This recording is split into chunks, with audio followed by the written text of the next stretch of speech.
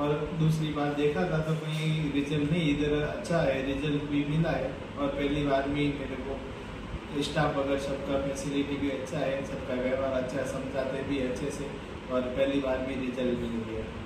મારું નામ અશોકભાઈ નીતિનભાઈ નાથાણી, મારું ગામ છે દરેડ, તાલુકો બાબરા, જિલ્લો અમરેલી. અમે મધુદીપ હોસ્પિટલમાં IVF કરાવેલ છે.